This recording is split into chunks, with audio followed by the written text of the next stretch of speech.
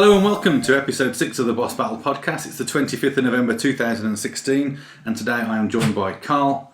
Hello. And Chris. Hello. Just the three of us today. It's Black Friday, so the internet's gone mad, websites are broken, shops are full of people trampling on each other to buy cheap televisions that quite frankly aren't worth the money that they're asking for it. Lots to cover in today's show, so we'll be talking about Fantastic Beasts and where to find them. It will be spoiler free, so don't worry if you haven't seen it yet. We are going to do a spoiler cast today as well. We'll film that separately from this episode and put that up at the same time. So if you are interested, you have seen it and you're interested in our views, go and have a look. We'll talk about Titanfall 2 and its sales struggles as EA dropped it in the middle of a busy season for gamers. We're talking about the demand for the NES Classic and the inability to get one. We've got Chris's movie review and our usual quiz time, and we'll be talking about Final Fantasy 15 and telling you how you can get involved in our 24-hour stream. So that's enough from me, and as a seamless first take, thank you very much. Chris, what have you been up to this week? Well done, that's a first.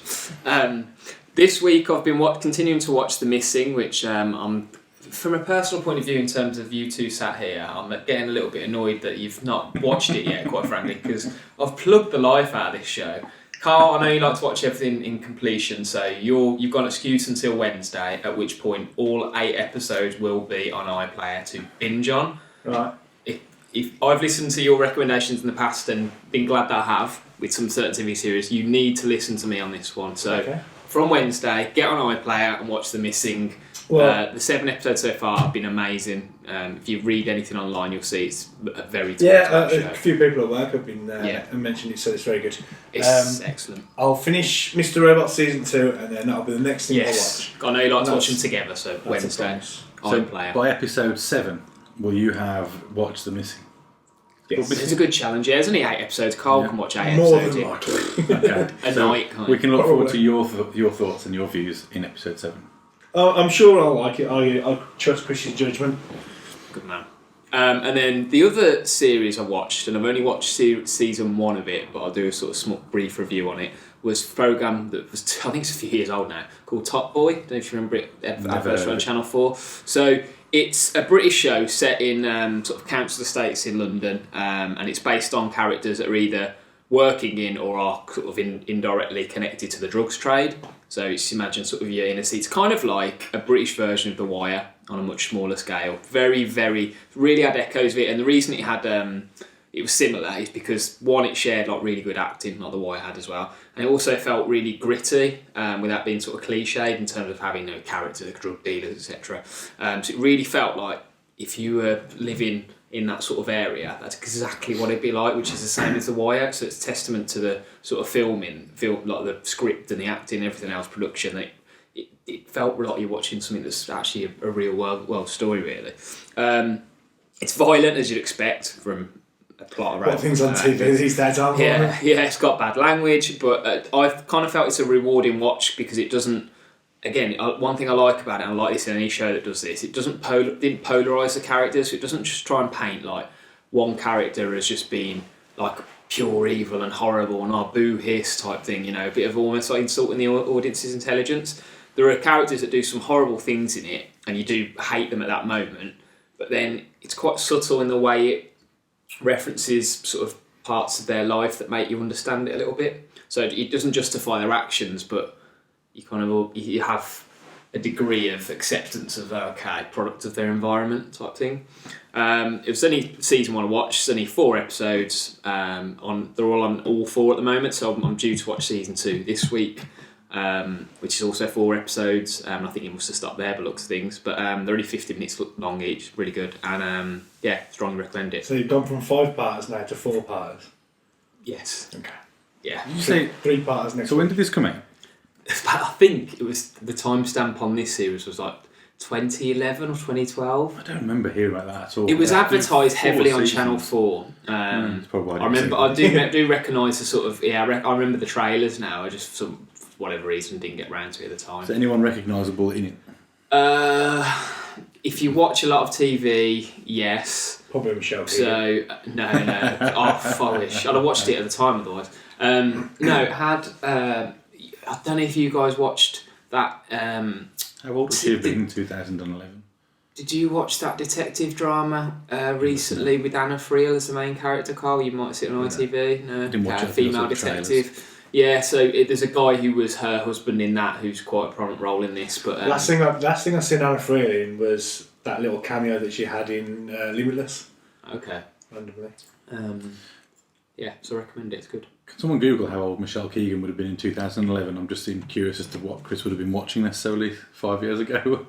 She's about our age, so it's not. I'm not She getting really? myself in trouble here. Yeah. I don't know why I thought she was much younger than that. I thought she was. Yeah. She can't be that much. She can't be like 23 now, I guess. No. That's about the only way I would have put. Well, even that wouldn't have put her in a position where it would have been a bit weird. No.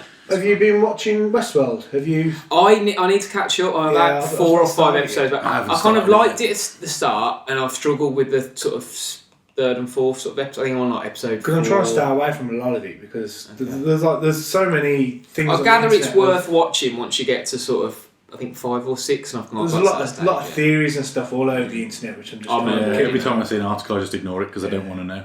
I do intend to watch it at some point. It's just that it's a bit trickier to watch because I've got to watch it via the Sky rather than Netflix or something which I can get anywhere around the house. Sky's kind of restricted in my house to where I can watch that. So She's 29 years old, so I'm definitely not in trouble. you're safe. That's fine. Just checking. We're a family podcast, family friendly. Yeah, of course. Okay. Well, we all know Adam's not here. And what have you been playing this week, Chris? Nothing. Nothing. Carl, what have you been up to? I have played a little bit of Titanfall 2, which I streamed 2 days ago, just for a couple of hours before I did my daily grind, or nightly grind at work. Last weekend, or the weekend before that now, actually thinking about it, I played the closed beta of Steep, which was interesting. Not that fun, but interesting, but I'll come back to that. Also played a bit of Forza Horizon 3 because Adam wanted to shut up about it and it went cheap, so I bought it. And watched Mr. Robot first season. And that was about it. What did you think of Mr. Robot? I liked it. Thought it was good. It was interesting. It screamed one film towards me, and it's probably going to be a bit spoilery, but I think it's been out for about a year because the second season's out now. But it screamed, not just because, basically the main guy, he is a hacker, he's a bit weird, he's got a few mental issues, obviously, and he comes across this guy on a subway, starts talking to him, and then he kind of meets him again at one point, and they go back to this, it's basically like their lair. And basically what they're doing is they're trying to take down this, they're called Evil Corp, funnily enough. And it's basically they've got like the country's debt. And what they're trying to do is, like a group of people, is take away their servers and all their information so everyone's debt free. And basically it's just the first season is just a story of that happening and all the things that they have to do. But basically the twist is the guy that he sees on the subway is actually not real. It's a bit like Fight Club, where you've got Tyler Durden and the main guy, I can't remember his name. I don't know the actor, I don't know, yeah. But basically it's the same, he's imagining this guy, but it actually turns out to be his dad. And it's just, the second season is going into him trying to get away from that because he figures it out at the end, because actually the girl that you thought, James, was actually imaginary. It turns out to be his sister. Oh, even weirder. Yeah. I watched the first 3 or 4 episodes, kind of lost interest a little bit. I think it was interesting, but by the 4th episode I think I guessed that twist well and truly, decided what was going to happen, and just wasn't too worried about finding out what they did with Evil Core or didn't do with Evil Core, and I gave up. So, well, interestingly enough, when he does realise, because he talks a lot, he talks a lot to the audience. He's in like a bit like Deadpool in a way, and he says, "You're probably kicking yourself now because you wanted to kick me now because you already knew this." So I think the premise is it's pretty obvious that he's imaginary, which I thought was quite cool and stuff as well. But the twist that I didn't see coming was the fact that the girl was his sister, because he tries to kiss her, and you're like, "Whoa, what are you doing? Have you forgotten? You've forgotten again, haven't you?" So it's obviously there's quite a bit of a past of him going off the rails and things happening and stuff. incest. Great. Yeah, Sounds good. It has everything, that does. Does seem to have everything, doesn't It it? had him doing heroin at one point as well. Although that was when he was coming down because he's addicted to morphine, And there's Everyone's a just part come down. where Jesus. his imaginary dad, who we didn't know was his dad at the time, takes him to this like halfway house where they pump him full of drugs, but then he gets shot, but then he wakes up in his bed. It's a very, very trippy film, but it's very good. Train Spotting meets Fight Club. It Kind of is very similar. Wow. The Trainspotting 2 is not far away now, is it? No, Have you actually, the seen trailer the looks trailer? quite good. It does I look think. good, I haven't seen Considering Trainspotting, it's so- You've not seen Trainspotting? I only watched it recently. I've got it on DVD. I bought So it at the good. time. It's still in the wrapping. It is a good things I film. never It's got around definitely to worth a watching. watch. It is good. Anything else this week for you? No? Mr. You want to come back to Steve? I've had a Yeah, I'll come back fairly to busy Steve. week for playing and watching by my standards. So I've been on the train a lot this week and last week for work. So that's my opportunity to catch up on some of my Amazon Prime viewing. So I managed to blast through 1.5 seasons of Black Sails, which is you did mention that. pirate-based show on Amazon Prime. It had been recommended to me by a former colleague, and it was on my watch list for a while. I downloaded a few episodes, ready to get going.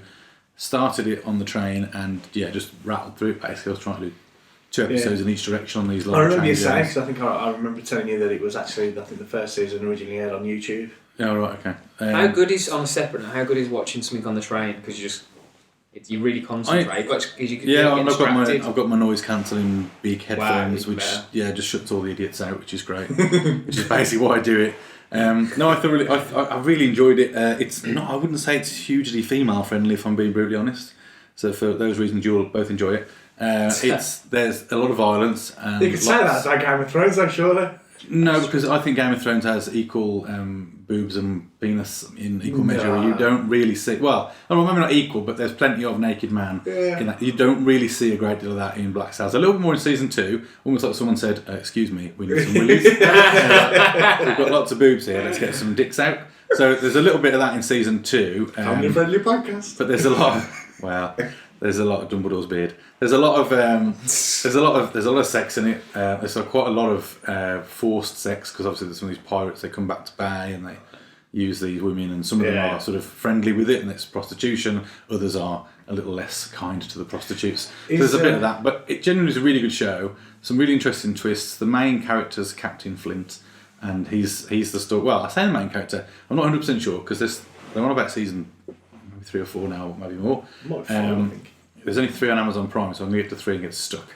But there's a character called John Silver in it, and he seems to be more prominent in the sort of headlines I see as I'm trying to avoid spoilers on IGN. So I don't know whether he turns out to be more of a prominent figure, but certainly the first season and second season so far are heavily focused around the Captain Flint story and his aims to capture a vessel full of gold. I'm not spoiling anything for you by telling you that. It basically is. after gold. Yeah, surprise! But there's a lot of really good stuff around it. It genuinely is a really good watch. They're about an hour long each episode. Anyone you recognise? No, Jack Sparrow in it. no, Jack Sparrow's not. There is a guy. Well, there is a guy called Jack in it who's quite a quirky character, well spoken, a little bit different to the normal pirate stereotype. So he's not meant to be Jack Sparrow, but he's kind of quirky and cool. There's some really good characters in it. No one that I recognise. I mean, you might watch it and go, I know him from something, but I certainly didn't recognise anyone particular. I don't think there was many recognisable people that, but which I like that though, because originally on I feel like I can get more immersed in it than if that's the first time I've seen that person and that's the role they play. They become. So like Captain Flint is Captain Flint to me. He might be in 100 other things. I've never seen him, but to me he's Captain Flint, and that's really cool. I like that. Whereas when you go into shows and you see all these famous people, sometimes it takes me out of it a little bit. You know, like some of the characters who appeared in Game of Thrones. During the latter seasons, I'm like, I don't really want well-known people. If they're really good, 'cause I remember when, because I watched The Wire late, Littlefinger plays quite a key character in The Wire, and if the first few scenes, I was like, oh, it's Littlefinger, and then you do forget it. That's I just think you're right. I think for those sort of shows when it's fully immersive, I don't want to know. I had that with Mr. Robot as well. It's like when you see someone that you know from someone else and you can't quite remember, you're like, whoa, who's that from? Who's that guy? And there was a part in Mr. Robot. It's the hacker guy's boss, the people that he works for. Yeah. I'm thinking, where is he from? Where is he from? And you get to that point where I don't want to look on IMDb. Oh, I always end up looking on IMDb. And I'm like, oh my god, he was the president from House of Cards, the one that got shafted by. Spoiler alert! Whoa. I haven't watched that either. So that was the first thing I've done. So it's 8 episodes in season 1, 10 in season 2 and 3. So pretty easy to catch up and watch if you've got access to it. well worth it. Second thing I watched, which is on Netflix, so you can watch this one, Chris, is I started watching Black Mirror finally. Now again, I'm a few seasons behind here, so I accept neither of these things are cutting edge television. But Black Mirror's lots of short episodes. It's Charlie Brooker, I think it's written by. Yeah. He's a former, I think I want to say games journalist, but he's certainly from the industry. He did a lot of Channel 4. He's a He's a big tech lover, although you wouldn't know that from these TV I shows. I've seen the comedy shows with him. This is not funny at all. There's nothing funny about this show. It's very dark. There's no happy ending. Every episode is an entirely different isolated story in a completely different time period, world. Right. They're not in any way related. Yeah. So what he's telling are lots of little stories driven by where the world is going with technology or their use of technology. So there's 3 episodes in season 1. Episode 1 is geared around social media and the influence that social media, YouTube and Twitter and stuff has on people today. And actually it's about it's a hostage situation with the Prime Minister and the Princess of the UK, whoever that is. Obviously all fictional characters, but that's quite interesting. The second one is based, I guess, they never really tell you, it's based in the future, however many years down the line, and it's a world where fat people are ostracised, they're very much laughed at, made fun of, they become literally the butt of game shows and stuff like that. It's pretty grim. But the people who are not the fat people basically have to pedal a bike for these daily credits, which they then use to buy things from a vending machine. They use it to buy TV shows. They're sort of stuck in these pods. Really weird, but quite an interesting episode. And again, they all take a dark twist. And then the third one was even more messed up and had a couple of people I recognise. Peggy Carter, whatever her actress name is, she's the main character. And pretty much does the whole episode on her own. It's really good. And the other guy, I don't know his name. He's a sort of skinny, geeky-looking redhead. He was in a movie about a time-travelling wardrobe fairly recently with I'm going to get stuck here with I'm rubbish with names with Captain Squidface from Pirates of the Caribbean, whatever his name is. Anyway, so those are the 2 main characters, and it's based around again a world not too far in the future where someone dies and they use technology to keep that person alive using things like their social media account. So you basically allow this AI to plug into the social media account. Like catfish. Sort of. So basically this AI goes in and it learns about the person who has passed away and it attempts to mimic them in the form of text. So initially, Peggy Carter, whatever her name is, starts talking to the ginger guy who's died via her computer, and it kind of responds loosely in his sort of way of speaking. Then it alerts to the fact that there's another service that it can provide if she plugs him into more of the social media accounts, the private stuff, and he can replicate voice if she gives him videos and stuff like that. So then it starts talking to her in his voice, and then it goes like a third step when she's really sort of missing because she finds out she's pregnant very shortly after he dies, right. Where she can get this I don't know how to describe it. She has a delivery basically of a robot thing, a synth, and she puts it in the bath and it bubbles and brews and out he pops with this AI brain. And but then that's not the positive bit. You think to yourself this is going to go bad at some point. Yeah. And then he doesn't do anything weird. It's not like a psycho murder thing. No, she just so these are all quite cleverly done. They're all quite depressing by the end. But in this particular episode, he basically, she starts to see holes in his character because he's only replicating what he's seen or knows. He can't be spontaneous. His reactions are purely based on whatever he knows of him through the things that she's exposed him to. So then she starts to get really frustrated that he can't deliver for her.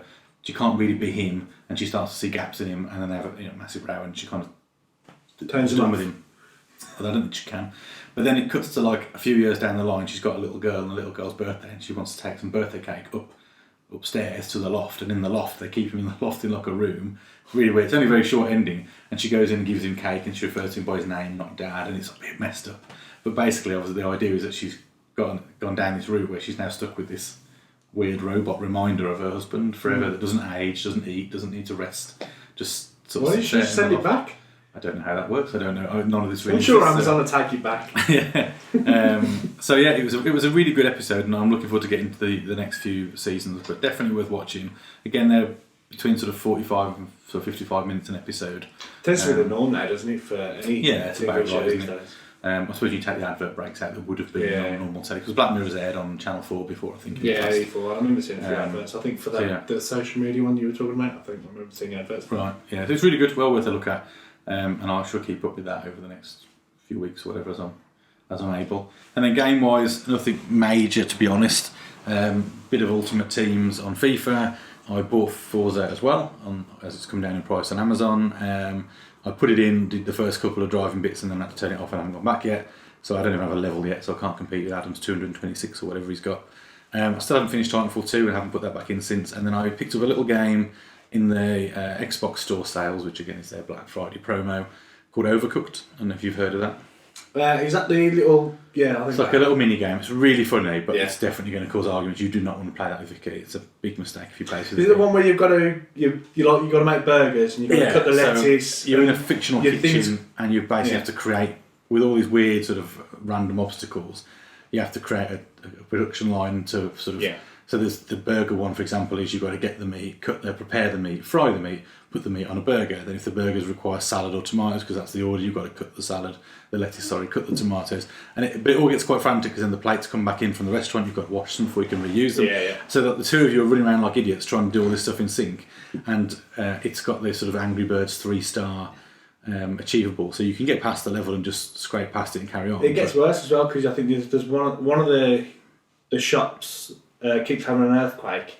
Yeah, there's one that does that. Yeah, there's one also there's one on there's one on a lorry. There's loads of really weird things that they do. There's one on a boat, and as the boat sort of tips in one direction, all the different configuration of the units will slide around. Yeah. And everything. So what you were doing is no longer your job. You just keep running around the other side and start taking over. It's really clever. It's really good fun. There's a 4-player mode which might be worth dabbling with for a laugh at some point, where you can do red v blue. It's a split team thing. And apparently that's quite frantic because basically you can let someone prep all the food, and then as they put the plate down to go and take it to the dish, you can sneak in, nick it, and then serve it and get the points. And they've done all the work. It's little things like that. It looks like a good fun game. It was a tenner, reduced a few quid off. And I'd seen it play quite a lot. Yeah, I think it is. I heard about it quite a lot. I think it was Kind of Funny's podcast. I listened to them quite a lot, and they talk about it a hell of a lot. And then as soon as I bought it, I noticed it popping up on IGN, and they were playing it. And it's really good fun. It's well worth picking up. Yeah, one of the other things that I watched that I forgot to mention was obviously the Grand Tour, which I enjoyed. First episode, really grand, fancy, good. Obviously, they're showing off the new track that they've called, which they've called the Ebola course, because the course kind of looks like the Ebola virus. Oh, lovely. Yeah. I had a couple of cars around that, and they do they have a new Stig? Yes, he's called the American. He's a big fat American guy. He just takes the mick out of every car he goes in. So this is basically a southern NASCAR driver. With the helmet or something, though. You know who he is. He's got an open face helmet. You know who he is. He's got a name and everything. None of that Stig business. I suppose that'd be a little bit too similar, wouldn't it? Yeah. And they also have the where they had the celebrity before. That was subtle, wasn't it? It was. Where they had the celebrity before, they've kind of taken the mick. In the first episode, they had Jeremy Renner, who, because they were in America, in like I think one of the salt flats in America. Don't they kill him off? Yeah, basically, Jeremy Renner was going to. I thought it was maybe taking the mick from I'm a Celebrity, because Jeremy Renner jumps out of a plane. And his parachute doesn't go, so it just slams to the ground. Carol Vorderman is just kind of in the audience, and she's just dead in the corner, which is what I thought it was kind of taking the mick out of I'm a Celebrity, because she's there at the moment. And there was another one as well, which I can't remember. Another guy that was meant to be coming in. I did read about it. Oh, it was Chris Hemsworth's brother. Oh, bad. Liam. Yeah, he gets attacked by a snake. In episode 2, they had, because they were in South Africa, in Johannesburg, they had been Charlize Theron coming in, and you kind of see her in the background, or you see someone walking in the background, and then she gets attacked by a lion. So that's kind of watched that one. Yeah, interesting what you said before the podcast about them slagging off episode 2. It just felt like a Top Gear episode. Yeah, it was just silly. It was. I read mixed reviews about it. The first episode seemed to go down ridiculously well, and then it was only one review, and I only caught it this afternoon. So I didn't look round for what everybody else was saying, but this person was pretty, I guess, negative on it. They really didn't like it. So, I loved it. I watched it I watched it this morning after I got home from work. And I never really cared about Top Gear anyway, so it doesn't really fuss me too much. But I'll probably catch an episode at some point. It was just silly.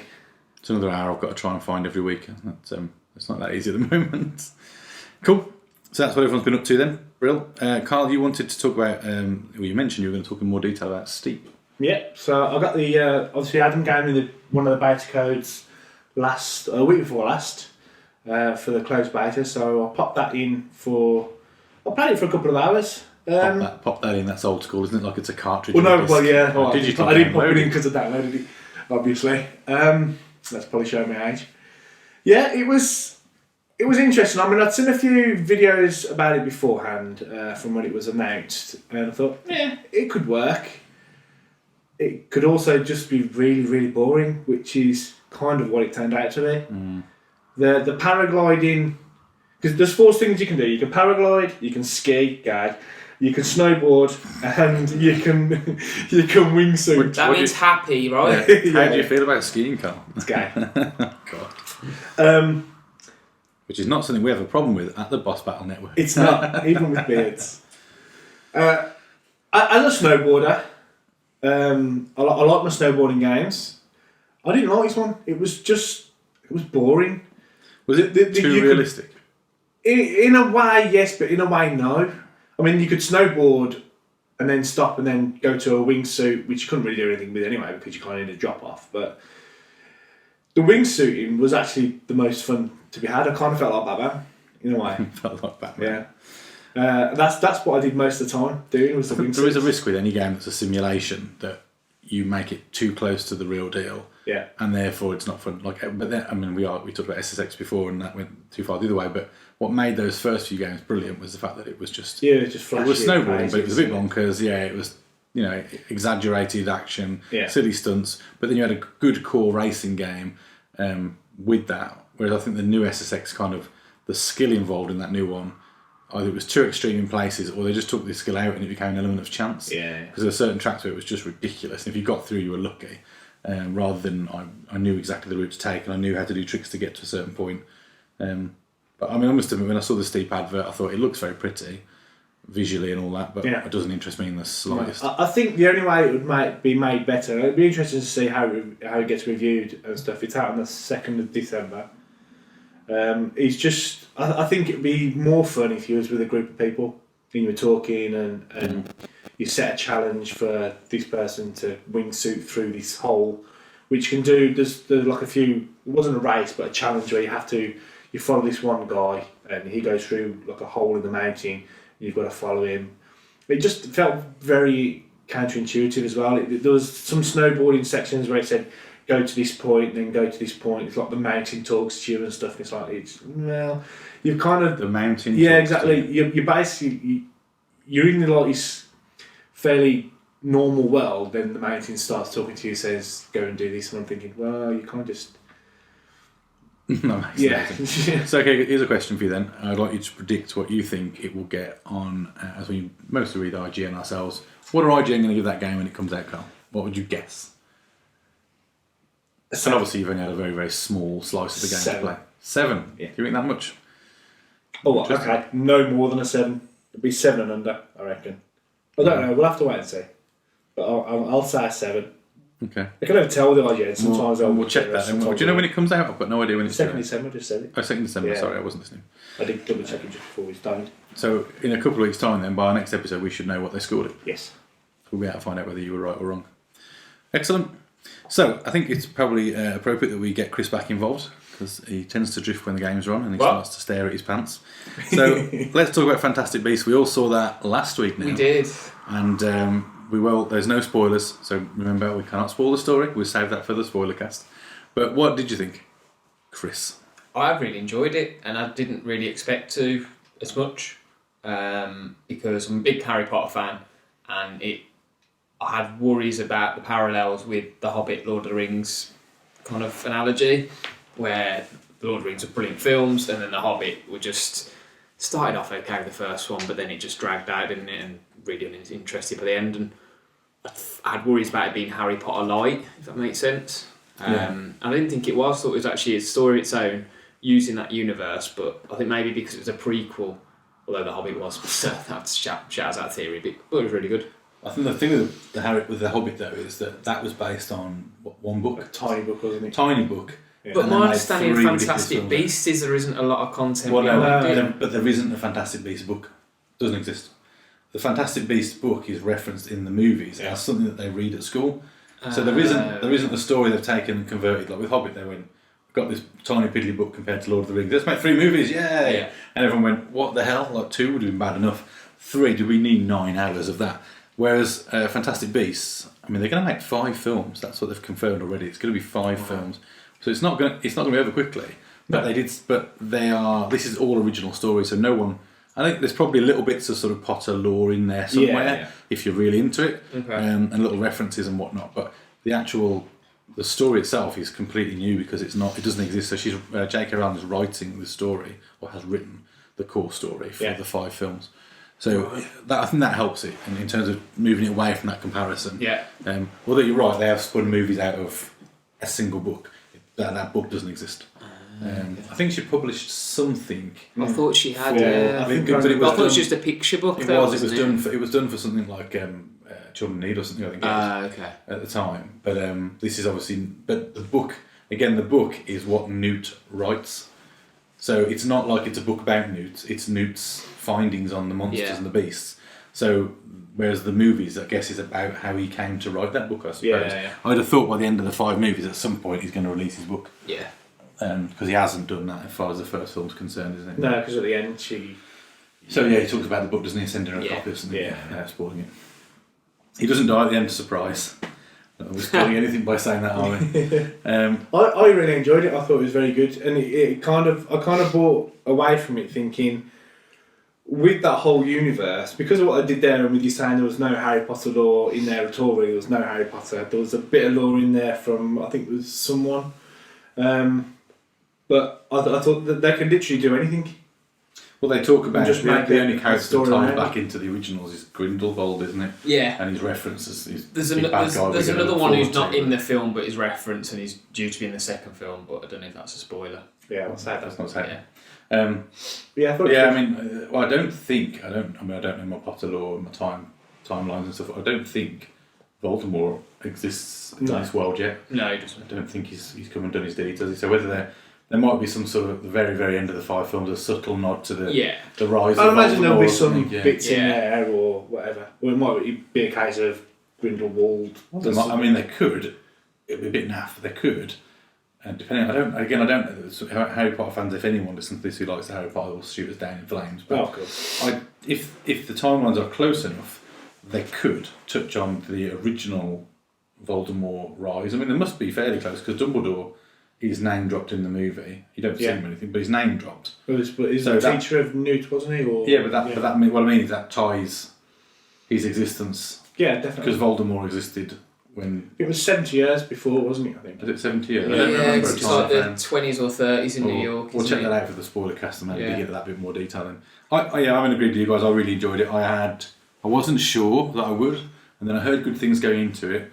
I really liked Eddie Redmayne's character. I really liked Newt. I thought he was awkward at the beginning but likeable by the end, which I guess what they wanted. I thought the visual effects were really good and well delivered. He plays quite a lot of awkward characters, doesn't he? Really? I don't think I've really seen him in anything before. I know he's big. I'm not saying I've never heard of him, but I don't think I've ever watched his movies. I can't think of anything I would know him from. Theory of everything. I've never seen that.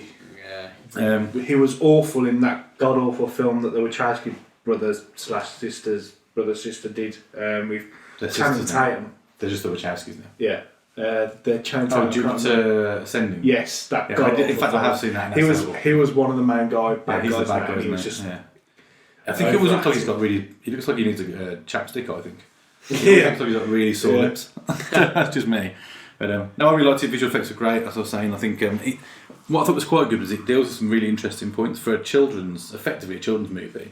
There's heavy politics and religious messages in there, which is unusual. It's very dark. It's quite violent as well in places without giving anything away. Harry Potter towards the end of Harry Potter. Well, it did mature, didn't it? So they're sort of going with their audience as they age. Yeah. And then the only thing I made in my notes here was that I like the difference between the magical societies in America and the UK. Yeah. We're spoiling nothing by saying this, but it's just little things like the American Magical Society have a rule about marrying muggles in that it's not allowed, and they call them no magics. I like that little links because it meant that they didn't spend too long using all the language we're used to. We didn't hear muggles. Yeah. But they could still reference non-magical people by calling them no magics. I think he gets dropped. I think he mentions it once, and I think someone else name drops it. Yeah. But it's not like it's in there a lot. So I really liked it. Yeah. So all in agreement, we'd have given that a good score. In fact, we should probably come over to our resident movie expert to give it a star rating. Oh, I can't remember what you said coming out of the film. You gave it. I'm veering between 3 and 4. are we going to allow halves? If we allow halves, I'd give it 3.5. Go on, we'll let you have half. Yeah, 3.5 stars. Official letting of half stars now. Yeah. Cool. You've set a dangerous precedent. Nothing less than half a star. I'm not going to have like 3 3/4 on that. No, that's fine. Although it would Despite be the obvious link appropriate to Harry Potter, for I was Harry going to say, Potter, good on you. platform, Yeah. Okay. So yeah, everyone general agreement. Would you dispute that? I think I think I'll I give go it with a 3.5 stars. I'll be happy with 3.5 stars. I actually think I'd give it a 4. I'd happily go and watch it again. And I came out, I think, said to you, it was one of the better films I've seen this year. I think, in fact, I'll put it up there with Captain America for me. As I think because I wasn't expecting anything. Yeah, Had I gone in helps. there expecting it to be amazing, I might have come out and gone, that was good. But I went in there expecting it to be, and I actually really liked it. Yeah. And I want to see the next in the story. I'm interested to see those characters definitely. again, and we'll talk about the characters more in the It's spoiler interesting that cast. because obviously we've been to see some of the secret screenings that Cineworld do. They haven't done any of those in a while. That's kind of the one where you're going into something, no expectations whatsoever. I think we seen the Secret Life of Walter Mitty. Yeah. I wasn't obviously we did. I thought I enjoyed that. I love that film. What was that? If you remember that, though, the message at the beginning was that this is incomplete and there were going to be scenes that hadn't been finished, but there wasn't a single sort of green screen or anything in there.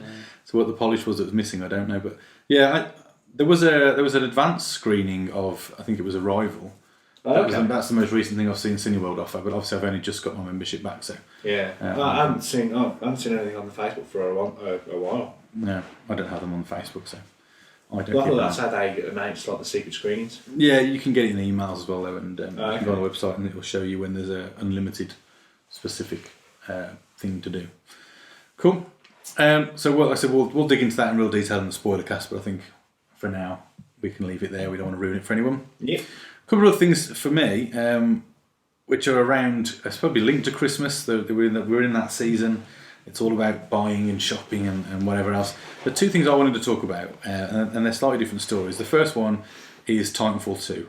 Now, I appreciate that as a non-gamer, Chris. This might leave you a little bit, but actually I think your marketing background would be quite a bit interesting for this one, because for those who don't know, Titanfall 2 is an EA game, or at least it's produced and distributed by EA. Yeah. Same company who makes Battlefield 1. And for anyone who knows their shooters and their competition that goes on, it's usually Battlefield 1, head-to-head with Call of Duty every year for the Christmas stockings and the Christmas presents, as well as obviously the gamers who just buy it and play it. But those two games tend to lock horns every year. Call of Duty generally wins, but I think this year a lot of people are expecting Battlefield possibly to take some of that ground, because Battlefield's one's been really well received. COD less so. No, I think people are just getting bored of COD. Yeah. No, I am. And then EA made the odd decision to drop Titanfall 2, another shooter, release time slightly ahead of COD. I don't know if they were attempting to steal some of its thunder. It seems to have failed miserably if that's what they were doing, because by all accounts it didn't do well in sales. Critically, very well received. We've both got it, Carl. We really liked it. Yeah. We completed it and played loads of multiplayer. I haven't got as far as a multiplayer, but I know I like it. And I really enjoyed the first one. It does seem like an odd time to come out, because the reason I haven't completed the single player is because I've been going back to FIFA. I've picked up Forza, I'm playing other things, so even I'm struggling to get it in, and I'm not a hardcore shooter fan who puts hours and hours into these things. So it just seems a bit odd to me to choose to drop it when they did. I've listened to a few podcasts and read a few things that people have debated how or why EA might have made this decision, but I really don't understand what they've done, or why they did that. And to top it off, while we're on the subject of Black Friday, as it is Black Friday today while we're recording this, it's HMV/Titanfall 2's price to $19.99. It went around Twitter. At one point, everyone believed it to be true, and then there was a tweet that said it wasn't, from some HMV employee who'd been questioned somewhere in the country, who said no, it was rubbish. And then, lo and behold, today it's 20 quid. So it's pretty much more than half price for its first advertised. I know that no one pays over 40 generally for games these days, but it was advertised at sort of 45. It's selling now for 20 in HMV, and it's less than a month since it came out. And having paid nearly full whack for it, I'll get pissed off, to be honest. I downloaded digitally for 50 quid. Yeah. Which is really annoying, to be honest. You could have bought it twice on a £10 change. Yeah. Had you waited a month. I think that's really annoying. But from a marketing point of view, and I'm interested to get Chris's view on this, any insight into why someone would have done that? If they were lower on sales than they expected, then I think possibly just trying to generate that buzz from word of mouth. I know if they just push the price down, then it will just create that sudden surge of demand, and maybe they're relying on people then talking to their friends in the coming weeks, because it only really pays off if people then buy it back at full price. Yeah. So there's an argument saying in terms of income or revenue or whatnot that they can afford to maybe sell some at £20 if it then generates the interest subsequently to sell at 50 rather than it just flatlining. And it's interesting as well because most games these days, and I think Battlefield probably comes with a season pass, I assume.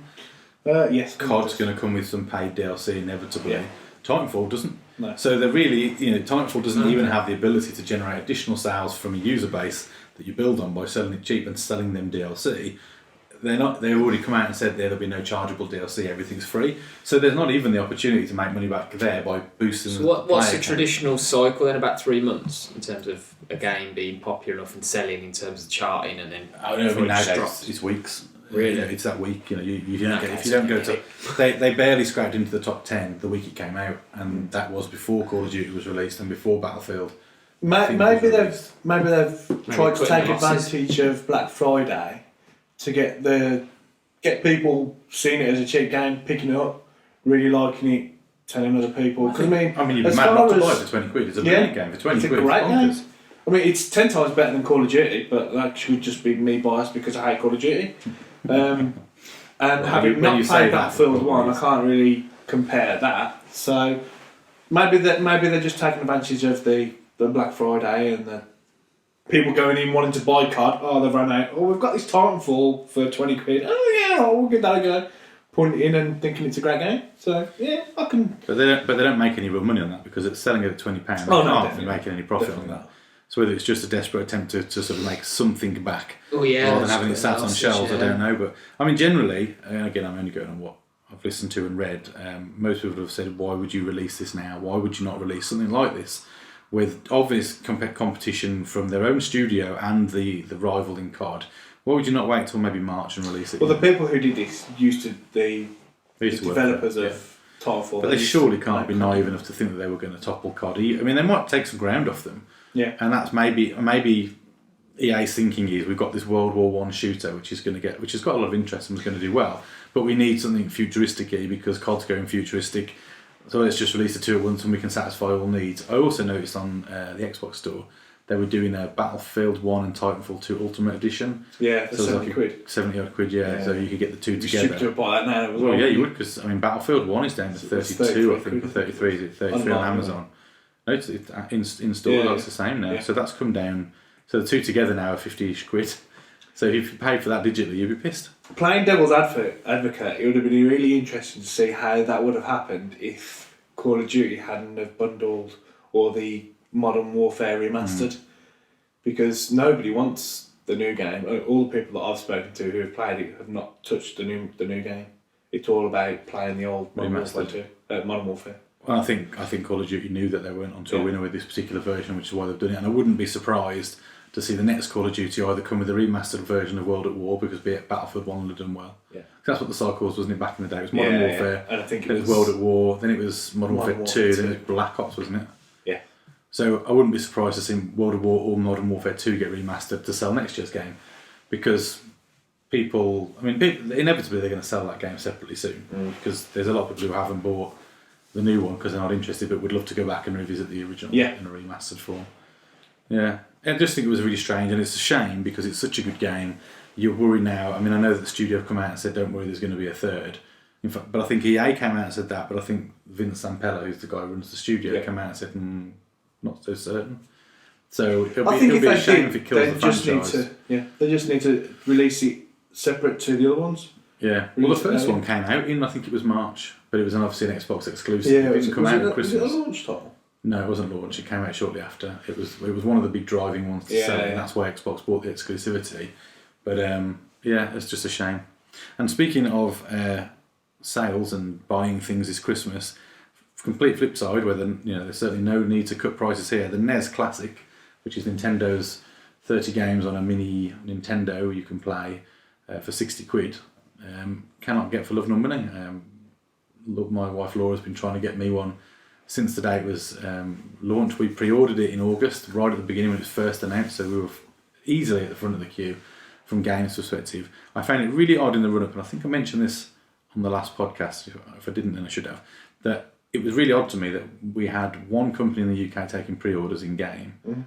Nowhere in America took pre-orders, simply weren't allowed. So, if the States aren't taking pre-orders, but we've got someone taking pre-orders, and unfortunately Game have a track record of ballsing this stuff up. Yeah. It turns out, they never had the stock to satisfy it. So what happened was, it was quite interesting. I'll give you the quick rundown of the story. So we had it on pre-order, hadn't heard anything, got to the week it was due out, and the day before it was due to come out, Laura gets an email from Game saying, "I'm sorry, but your pre-order's been cancelled. There's been a problem with the PayPal transaction, we couldn't take the money." And Laura's like, "That doesn't make any sense. Nothing's changed on my PayPal, there's nothing wrong with it, my money's there, why has that not worked?" So she rings them up, and they admitted to her on the phone that there had been a problem with their system, or at least this was the bullshit she was fed, that resulted in all the original orders being cancelled, something to do with the generation of these originally unique IDs. So they apologised profusely, said they'd call her back, never did. So she rang back 48 hours later. She's been doing this ever since. So she rang back and they said, yeah, sorry, massive cock up on our part, still haven't fixed it yet. And I think it might have been the second or the third call, she got them to reinstate the order. And they said, yeah, don't worry, we'll take the money, you'll have it by the end of the week. It'll ship Thursday, Friday. That was last week, I think.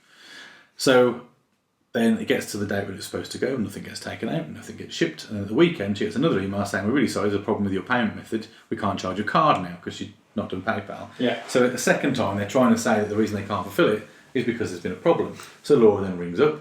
She says, "What's going on? There was nothing on my card. The money was there. Same bullshit. Oh yeah, same problem as before. It's an error with the ID and numbers. We've got to fix it. We'll give you a call back." She waits 48 hours, no callback, rings again. Waits 48 hours, no callback, rings again. Getting the same bullshit. She's rang them tonight, and she's now formally lodged a complaint, and they're supposedly going to call back in 24 hours. But tonight they basically said, "Yeah, we've got no stock." And she was like, "That's not what you told me for the last 2 weeks." They never had any stock. Yeah, it does. It does sound like they never had any stock, which is interesting because even Amazon aren't selling these things. And I'm not being funny. Game have lost all clout now in the gaming industry. If Amazon outstripped them 10 to 1, if Amazon haven't got the stock, then Game ain't got it either. And it's now it's typical Nintendo. They did this with the Wii. They'll probably do it with the Switch next year. They just don't make enough hardware to meet the demand. They create this sort of false economy. Everyone's like, "Oh my god, I've got to pay £150 for it." If you go on Amazon, you can buy them. They're from resellers and they're 150 quid. Yeah. Go on eBay, it's probably the same. Exactly the same with the Wii 10 years ago. Yeah, and then you wait a few weeks, and I said to Laura, I said, "Give up now, stop calling them," but she won't. She's going to keep calling them until they do something. I don't know what she expects them to do. But I don't want a bloody voucher. well, the amount of trouble she spent trying to chase it down is ridiculous. But I said to her, just don't worry about it, because a week after Christmas they'll be all over the shelves and they'll be readily available, 50 quid. There's no point paying silly money for them because they're not worth it. So I think we're going to wait, but really frustrating because it's one of those things. You think to yourself with Nintendo, what is your problem? You've got a brand new console coming out in the new year. You've got this gold mine of a thing that people are going to buy. You're going to get your dads buying it. Like us, I'm going to buy it, and I'm going to, Olivia's a bit too young for it, but you're going to get these dads who are gamers, as kids, who remember this thing for nostalgia. Yeah. They're going to buy it for themselves, but also to get their kids to play, because it's simple, it's fun, it's easy to do.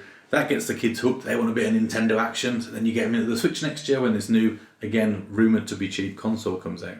But I don't know. They've ballsed it up again, basically, and it's massively frustrating for me. I think what they did with the Wii, they stumbled upon something there, and I thought, well, let's try and do that again. Where they're just going to have just so much demand for it. It's all over the news, so much free publicity. So, and I thought, I can't believe for a minute they didn't realise how popular this was going to be. And at that price point, 50 quid, 60 if you want the extra controller. It's not here nor there, is it? For a little box that you plug into your TV, it's dead simple, it's plug and play, anyone's going to get that. It's a stocking filler, isn't it, for a lot of people? Yeah. Why wouldn't you buy it? It's daft. You could put those on the shelves and people would buy them without even knowing what they were, just because it said Nintendo Classic, 50 quid, you'd be like, oh yeah, 30 games, my kid will love that, or my grandkid will love that, whatever. People would have bought that without even thinking, but they're just not going to be there. I mean, I don't think you'll see them on shelves till after Christmas. No, not do Or when they are, they sort of come and go really, really quick, which is a shame. Anyway, that's enough rambling about that. It is that time of the episode again, where we go over to Chris, and we missed this last episode, Chris. We were all very disappointed to not get to play our jingle and not to hear Sorry about your dulcet tones and your review. So it is Chris's movie review. Chris has been to the cinema and seen at least one movie. But what was it? And what did he think of it? This is Chris's movie review. So, the film I'm going to review, you actually mentioned in the podcast earlier. It is, or was, Arrival, which, for those that don't know, and it's fairly spoiler-free, I've tried to keep it that way anyway. It's a sci-fi film from the same director as two films which I also really, really enjoyed, which are Prisoners and Sicario, which are both thrillers, really, whereas this is more Prisoners, sci-fi. Hugh Jackman. Hugh Jackman and Jake Gyllenhaal. Yeah, I like that. Yeah. I never saw Sicario. Sicario is very good. Prisoners is good. Which one? What was Prisoners? Remind me of Prisoners was Jake Gyllenhaal and Hugh Jackman, Searching for and Hugh Hugh Jackman's son or daughter? Can't remember. daughter, I think, goes missing. Right. And Jake Gyllenhaal's a detective trying to help with the case, and Hugh Jackman kind of they hone in on a suspect, this creepy local guy with a caravan. Right. And then Hugh Jackman sees him, he's released, and he kind of takes law into his own hands, and it's that kind of clash between the two. Yeah, it Pretty very good things, twist. doesn't it? years ago Very good now. twist. Very good. Yeah, About 4 years ago. Something like that. Very good. But so the director's a guy called Denis Villeneuve, who is a French. So he's a Canadian, but he was brought up in sort of one of the French provinces, if you like. So his first language is actually French. And the reason I bring this up is because I find it quite interesting when relating to what I thought of the film. So I saw an interview recently, and whether it was one of those throwaway anecdotes for humour or whether it's true, I don't know, but I took it at face value. And it was Amy Adams and Jeremy Renner on the Graham Norton show, and they were saying how funny it was on set because his grasp of English wasn't particularly good. It led to some quite funny conversations. So at one point he spoke to Amy Adams. It was in the context of reshooting a scene, and he went, "Oh, great! How about I do you from behind now?" And but just completely without any irony. So the reason I'm sort of saying this is because it really intrigues me that someone with that sort of grasp of English can, particularly with Prisoners and even more so with this, film such a tightly sort of plotted film that is so reliant on the dialogue rather than action scenes, if that makes sense. And I just find it fascinating that if he doesn't have that big grasp of English, that he still manages to make the scenes as intense without necessarily knowing exactly what's being said, or maybe the translation, I don't know.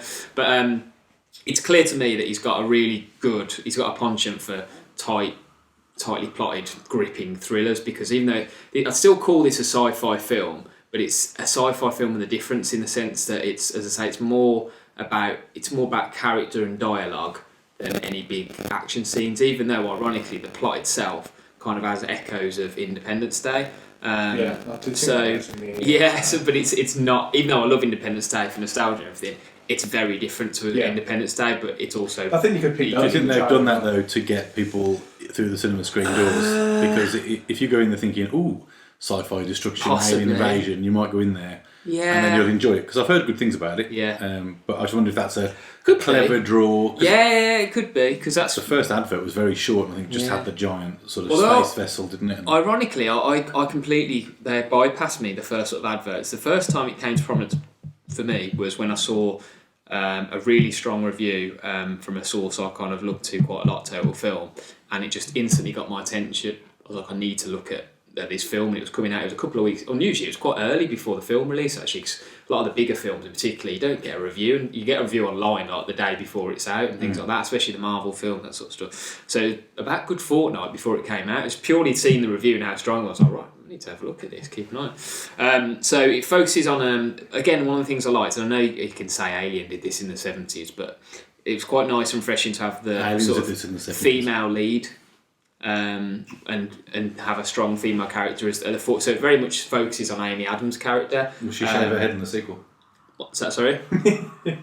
Will she shave her head in the sequel? She might do and get a forklift truck, yeah. But it's just really nice and refreshing, I think, to sort of have that sort of focus on her. So it's very much all told from her perspective, and it keeps your interest very cleverly because it has really good use of flashback scenes. So it's in the present most of the time, but then occasionally it'll just have flashback scenes which kind of get you more sort of emotionally attached, I guess, to the character, and you sort of see a background before she got to that. So in terms of the main sort of plot, without spoiling anything, she plays, in the present, she's a university language lecturer, and she gets drawn in to help in trying to communicate with these aliens who land in this mysterious pod. So the army basically get hold of her being a language expert, easy for me to say, the irony, linguist, yeah. And so she's sort of drawn in because they need someone who can try and communicate with them. And then the other main character, if you like, is Jeremy Renner of Hawkeye fame, and he plays a physicist. So they're two very much. So it's all. That's why I say it's sort of a thinking man sci-fi film, because the two main characters aren't like, even though the army draw them in, the army don't really have much involvement. It's all focused on guns. it's the linguist trying to work out and communicate with them and get empathy and whatnot with them, and it's a physicist again trying to do a bit mathematical. So it's quite nice to have a sci-fi film that actually focuses on the main protagonist being sort of sciencey type characters, if you like, whereas Independence Day and the like, it's usually a sideways comic character, isn't it? That's a scientist, but it actually focuses on the army and all that sort of stuff. Do they eventually defeat the aliens with the Beastie Boys? Have you seen it? No, don't. So it's to summarise something rambling, like it's a story that's really gripping without relying on big set pieces. It does have some, but they're not the centre of the film. The centre of the film is the characterisation, which is really refreshing. And for me personally, I felt like it kept my interest. I was gripped from the start to the end in terms of what was going on. But it was well acted, really well directed, and I loved the score as well, the music with it as well. Yeah, you get some really good scores for sci-fi stuff. Interstellar was the same. Yeah, it was just really Interstellar did an excellent sound, and it's really similar. Just great. It's really subtle, like Interstellar. Actually, it's a really subtle soundtrack. It's not in your face and bombastic and a big orchestra. Quite haunting, kind of. Yeah, it's just sort of builds and then drops off, and then but it works perfectly with the scenes in terms of having impact, because it's not dramatic music all the way through. When it does sort of amp up a little bit, it works with the scene. And definitely no Beastie Boys. Definitely no Beastie Boys now. And yeah, and the ending. There's sort of a kind of there's a sort of a twist. No, it's not spoiling. There's sort of a twist, but it's I don't know. It's a really good. It's going to be download, I think. Because twists can go one way or the other, can't they? You either buy into it and you think, oh wow, that was worth it, and with the build up, or you just left disappointed. And for me, it was the former in this. So really enjoyed it. I might go and see it tomorrow night. Please do. Well, because I did. It is one I wanted to go and see, and when I give my star rating, I think you'll want to see even more. Oh, is it going to be the big five? There's a spoiler. It's becoming a bit like Craig Revel Hall. He never gives that 10 out unless they're absolutely immaculate. It gets the 5 stars for me, and actually it now rivals Civil War for my favourite film. And in terms you didn't give Civil War 5 stars? No, I did, yeah. Did you? Yeah. Oh. Well, not on the podcast. It was clearly better. No, I did. I didn't think you'd given a 5 out yet. No, I did. It didn't. Supersonic as well was 6 stars, but no. Yeah, that's it was Civil, because remember Civil War for me was a level above Deadpool. Even though I enjoy Deadpool, whereas you guys were all they're quite close. But anyway, that was so yeah, 5 stars. Loved it. To hear more of that, tune into episode 5, 4, I think it was. 4, I think it was. No, the 5. No, it was the last one. 4 was the one that you were going to do it on. 5 was the one that we actually did it on. Episode 5. We are so organised. We are on it. Also, Chris, we're going to have to get you going to the cinema to go and see some bad films, because we need some diversity. I need to slate some films, don't I? We need some diversity. I'd like to challenge you to watch a film between now and the next episode. I would like you to watch Zoolander 2. Because it is by far and away the biggest pile of shit that I've ever seen, and if you don't feel like someone owes you 90 minutes by the end of it, I'll be very surprised. I think I've just thought there's a reason why I typically end up having these films that are sort of 3 and above in terms of You only starring. go total film Because not just sort of them, but I do go. I do a bit of a temperature check. The exception will be if it's like one of the comic book films I'm going to see anyway, even if it gets slated. I'd like you to watch Zoolander 2. Zoolander and tell 2. me 2 things. Did you laugh at any point in the film? Okay. And did you finish it? See, I didn't really find the first one as good as a lot of people said it was. I love the You definitely won't like the second one. Yeah, so exactly. So You know So how you've got to watch it then. You know Yeah, how Anchorman 2 kind of ruined Anchorman 1? yeah. Zoolander 2 just completely shits all over Zoolander 1 and ruins everything. Well, I think there's one bit I'll laugh at, which I know is a spoiler. There's a cameo where someone gets killed, and I'm like, that's That's not funny. Really? No, that's just not I funny. never thought of it. Sounds funny. No, I don't even think I don't care if we Especially spoil this film. week. I'd like to spoil this film for people listening, so they don't Justin waste Bieber, 90 isn't minutes watching it. Yeah. Yeah, they kill Justin Bieber early doors, but it's not Even that that's funny. not funny. It's drawn out. They give him way too much airtime. They make okay. him look like a bit of a dude before they kill him. Like, oh, isn't he a great guy for playing along, sort of thing. It's not like right. someone just pops him and then it's hilarious. Yeah, they it's just drag funny. it out, and it's annoying. Have you seen Skyline? No. You've not seen Skyline? I can't watch too bad films. I would like that. Yeah, you know. You I like can't watch Skyline. 2 terrible films. Skylines, I'll watch one. Skylines basically it's almost like Independence Day 2. It's that good. Okay. See, That's if sarcasm for we'd everyone have listening. reviewed Godzilla, for example, that'd have been like a 2-star. Skyline's probably. I didn't mind Skyline. No, Skyline was awful. You watch it again, it's awful. It is a bad film, but It was I didn't- originally meant to be like a found footage type thing. It was really low budget, and then Yeah. someone got hold of it, and they just made it crap. Okay. It's got Turk in it from Scrubs, Yeah. which is going back a while now, and it's all, I can't remember the name of the main guy, but The Soldier. no, it's the Isn't it Soldier? Guy, Am isn't I it, confusing with the- Skyline? I know what you're thinking about, but am I confusing another film with Skyline where they had a Probably, guy yes. playing a soldier in an alien invasion that was also not that great at the same Battle sort for of Los time? Angeles, I think you're not. He might have been that one. That's yes. got yes. Aaron Eckhart in it. Yes, that's the one. Is he Two-Face? Yes. Yes. Both bad films. Watch one of those. Yeah. Okay. Yeah, watch one of those. But if you're going to watch one, watch Skyline because that's the worst.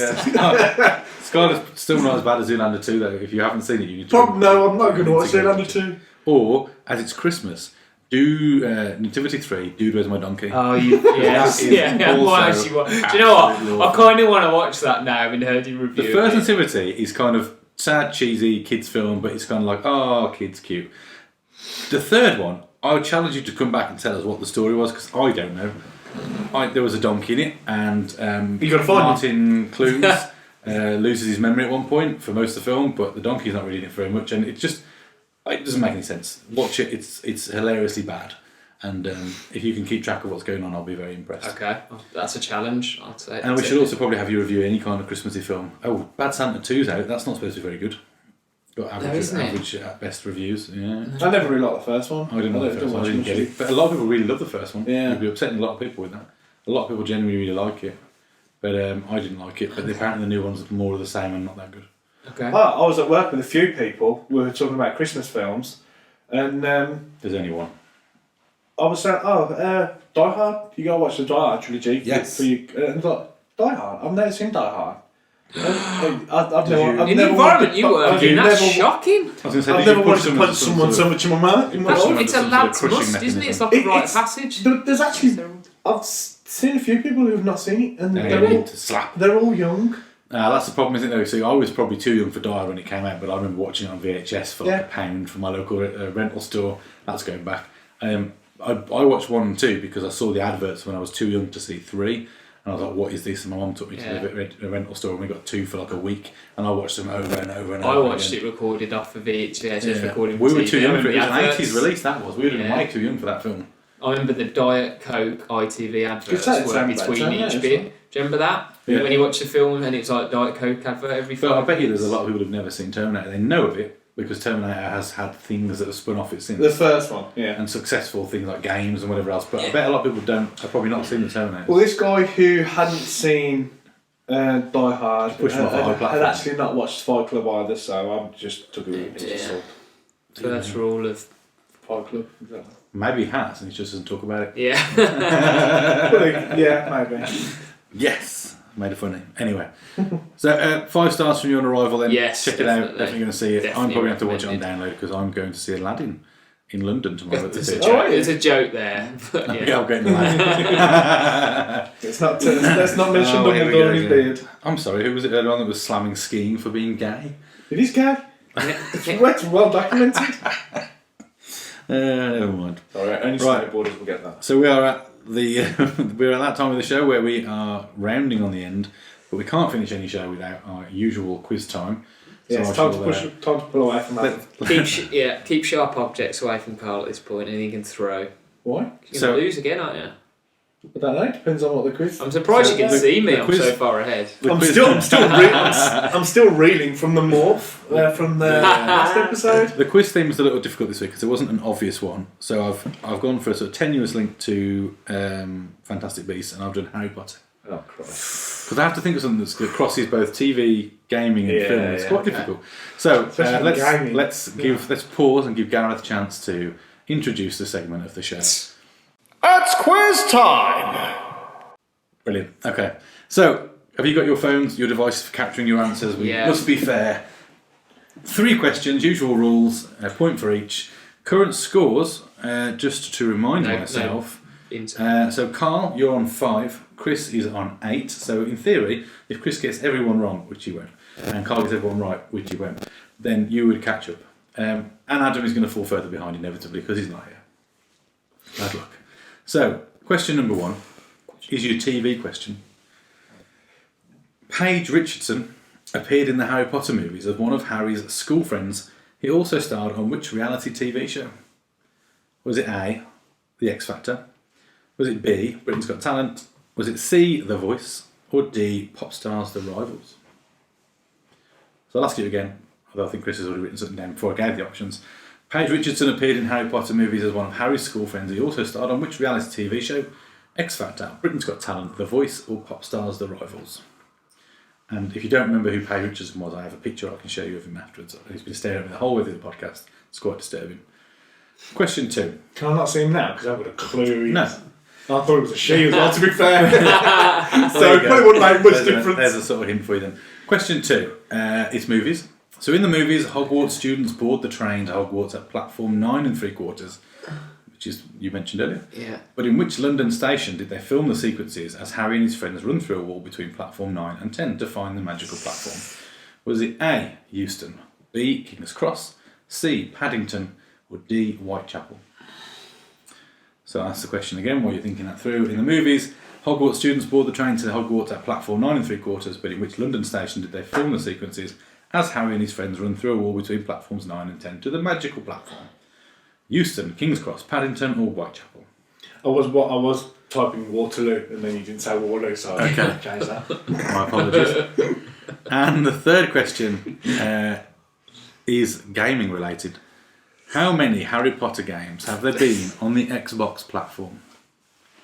Is it 8, 10, 12, or 14? So how many Harry Potter games have there been on the Xbox platform? 8, 10, 12, or 14? So I'll give you a moment to think about that. Count your way through. The Do Lego maths. Harry Potter If games. it's related to the franchise of Harry Potter, then it counts. See, I've only played So that. it's covering the 3 films, I think. Would you count that as 3 games or 1? If they come on 3 different discs, then it's 3 different games. Okay, I'm going to go with that then. So, has everyone got an answer for each of the 3 questions? Yeah. Yeah. So just while you're confirming and making sure you're entirely happy, just to confirm, Carl, you're on 5 points, Chris, you're on 8. Yeah, I'm going to make any difference. I'll be surprised if I get any of these. On 4, right. I think Chris looks confident on this. So, On question 1 I am. The which other is, two, probably. what does that say? That you're confident on the one that relates to reality TV? It's This is what I watch when I'm not watching my BBC One iPlayer series. So, go on then, Chris, if you're confident, which TV reality show was Paige Richardson a star on? just want to clarify, I don't watch it now, I haven't watched it for 3 years, but it's X Factor. It is indeed the X Factor, and it was the 2010 series, so 6 years ago now.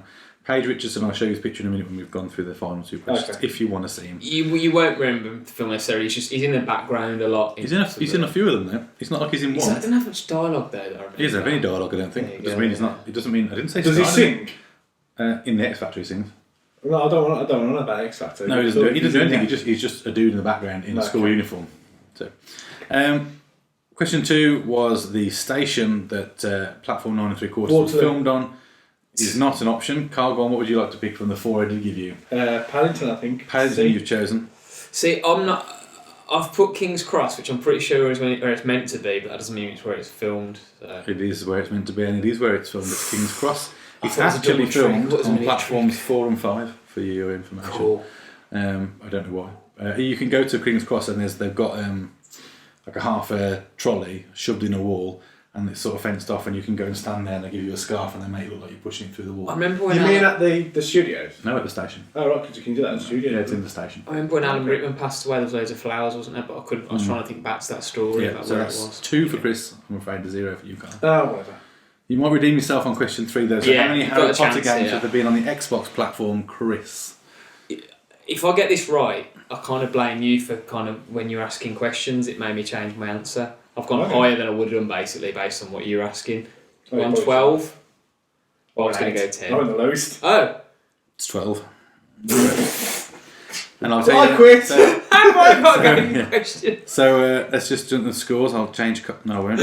I'll change Chris's to 11. Ooh, he's flying off now. So yeah, This is for embarrassing. the Xbox games, there is 1 for every movie. Bad license games, usual. So there's 8 films in total. There's then 3 Lego games, years 1 to 4, 5 to 7, and Lego Creator Harry Potter. And the final one is Harry Potter for Connect, which allowed you You've to got to do be careful how you say that. wizardy stuff. What? Harry Potter for Connect. So that is our quiz. So just to confirm, Chris is now on 11, Carl on 5, and Adam is just behind you on 4. So you've got some work to do to catch up. I thought I'd made those fairly balanced, and There'll be a time I'll miss the podcast, Carl. Oh, good. that's We're paid. ready to If you want to recycle, see right? paid records, you can have a look at him on my screen in a minute. But so we're I near don't think I want to see him now. Well, then look then. So, Carl, before we wrap up and let everyone know how they can get in touch with us and try to encourage them to go and look at other things that we do, you wanted to talk about your Final Fantasy 24-hour stream you've got coming up. Yes, so on the 3rd of December, in an attempt to actually get some viewers that watch me on stream, I'm doing a 24-hour playing of Final Fantasy 15. I'd like to do it on release, which is Tuesday, but unfortunately I have to pay bills and work, so I can't do that. So I'm saving it for the weekend where I don't need as much sleep. So yeah, on the 3rd of December, we're going to shore up the details by Twitter. So if you follow us on Twitter, there is actually going to be a giveaway at the end of the stream, providing I actually have functions of my eyes and other things that I'll need. I will be there. Yeah. I might be dead by the time we get there. So yeah, the giveaway is basically going to be a £20 voucher for Xbox store, PlayStation store, or the Steam store if people want anything from the Steam store, because I know people do. And that'll obviously go to the winner can choose which one they want. But yeah, more details will be to come on Twitter. So follow us. And you can follow us on Twitter at BossBattleNet. So that's the follower giveaway, isn't it? So it would be anyone who follows us during that period. If we hit the target, which Well, was it's anyone who is, follows full stop, it's going to do with all so followers. whoever is a follower of our network by that point, and we're targeting 150 before we'll do the giveaway. Yes. So that should be good. So yeah, just tune in for that 3rd of December. So tell your friends. Tell your friends. You can email us at bossbattlenetwork@gmail.com. You can get us on YouTube by searching for Boss Battle Network. You can get us on Twitter at BossBattleNet, and we're on Twitch at Boss Battle Network. So check us out on any of those platforms if you're interested. Obviously there are other podcasts. Go back and listen to the earlier episodes if you want. And stick around for the spoiler cast of Fantastic Beasts, which we're going to be recording next. So other than that, I think, Chris, would you like to add anything else? Good night. Carl? That's good night from me. And we'll see you next time. Thank you very much.